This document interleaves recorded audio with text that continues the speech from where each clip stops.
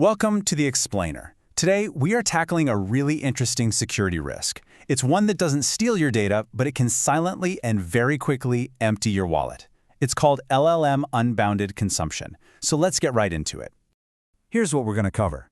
First, we'll get a handle on the core problem, that exploding AI bill. Then, we're going to put on our hacker hats and see exactly how these attacks work. After seeing the real-world damage, we'll build our own defensive playbook, and I'll leave you with one simple idea that'll make this whole concept stick. All right, let's start with that first point, the bill that can blow up out of nowhere. It's a pretty scary question, right? And honestly, without the right guardrails in place, the answer is a sobering yes. This isn't about a flaw in the AI's intelligence, it's a vulnerability in how we control its resources. So forget about traditional hacking where someone steals your data. This attack is totally different. It turns your own AI against your budget.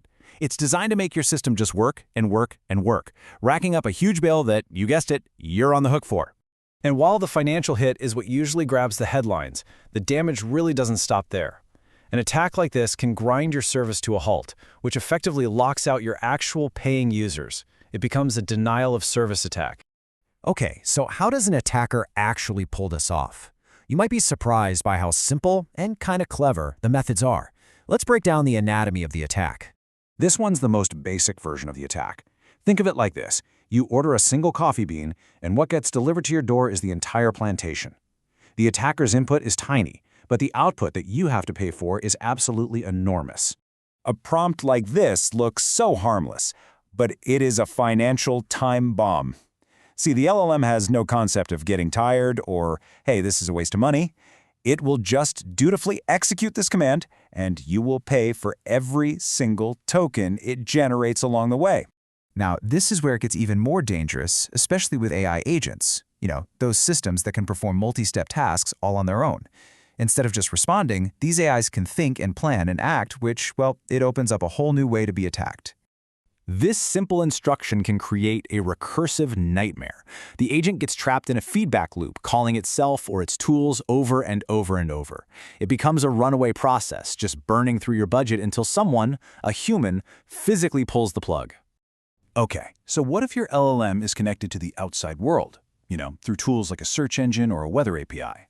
Well, an attacker can weaponize this feature, tricking the AI into making thousands of expensive API calls in a single go. And here's the real kicker. The cost isn't just from the LLM's processing time anymore. Every single one of those external API calls can have its own price tag. So the costs don't just add up, they multiply, and they multiply fast. A huge bill is obviously the most direct consequence, but the fallout from one of these attacks goes way beyond your budget. Let's look at how this can actually cripple your entire operation. This is the number that gets everyone's attention. A poorly protected API can see its costs spike by 100 times, literally overnight. What was a minor operational cost yesterday becomes an existential threat to your budget today. So this attack essentially becomes a denial of service. While your system is busy fulfilling the attacker's endless requests, your legitimate users are just left waiting, or worse, getting error messages. Your service becomes completely unusable. Okay. Now for the most important part. Let's talk about a clear, actionable playbook to defend your systems. This isn't theoretical stuff. These are practical steps you can start implementing right now. Following these steps is absolutely key to building a resilient application. It's not about picking just one of these. You have to think of it as a multi-layered defense. If one control fails, another one is right there to catch the abuse. And if you are building with AI agents, this is rule number one. Seriously. This is non-negotiable. Your agent must have a hard stop, a maximum number of steps it can take. Even a simple limit, like 5 steps, is often enough to prevent a really costly infinite loop. Rate limiting isn't about blocking everyone. It's just about fairness and stability. You're simply setting reasonable boundaries, making sure no single user or IP address or API key can hog all the resources and bring the system down for everybody else.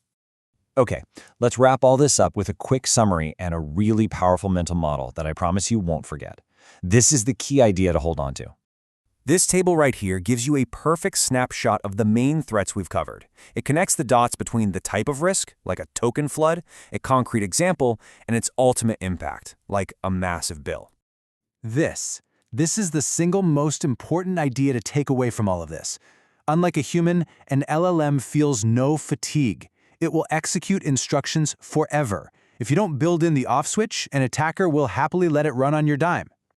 So if you're just learning about security, pay close attention to these areas. This idea of cost-based abuse is a fundamental shift in how we think about risk.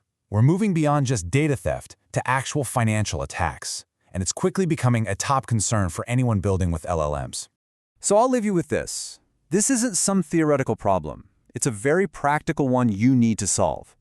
And the very first step to building a strong defense is deciding where you are going to draw the line. What limits will you put in place to protect what you've built?